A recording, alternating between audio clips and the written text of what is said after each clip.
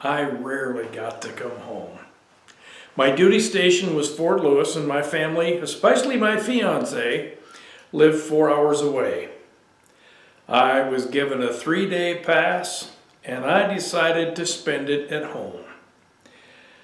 I had to be on duty at 8 o'clock, 0800, Tuesday, and the old man was a stickler for punctuality.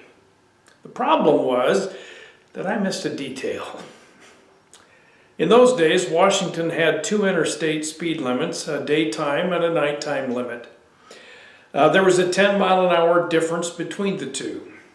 I had calculated my trip time based on the daylight time, but I would have to drive most of this trip in the early morning under nighttime limit. That means if I obeyed the speed limit, I would be 45 minutes late for roll call. I decided to gamble and drive at the daytime speed. A Washington State patrolman had the winning hand.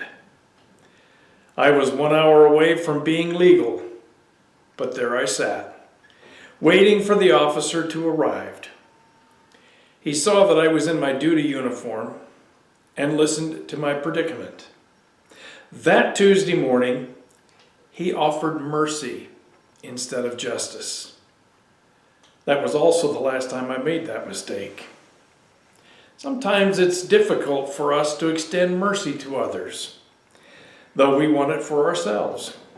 In golf, this is known as granting a mulligan. Many perceive God as a stern judge, ready to pounce on anything we do wrong, but the Bible gives a very different picture. God demonstrates his own love for us in this: while we were still sinners, Christ died for us. That's Romans 5:8. In essence, God is saying, take a mulligan. I forgave that bad stroke. God does correct our bad technique because he understands that dysfunctional behaviors degrade life and hurt people we love. He has shown you, O mortal, what is good. And what does the Lord require of you? To act justly, to love mercy, and to walk humbly with your God. That's Micah 6:8. Micah's 3-point outline is a simple guide to successful living. First, our actions are to fall within the boundaries that create a healthy community, to act justly. Our motives, then, are to be driven by the desire to forgive, restore, and exhibit gracious living, to love mercy. Our place in this world is to be an exercise of releasing control, to walk humbly with your God. To the extent we get these 3 things right, life is exciting and fulfilling without the stress many experience. When we try to manipulate and control, our lives generate tension for everyone we influence, ourselves included.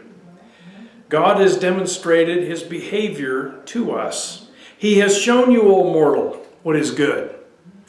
Jesus demonstrated what it means to allow evil people to do as they please because he knew the outcome, paying the price for our redemption.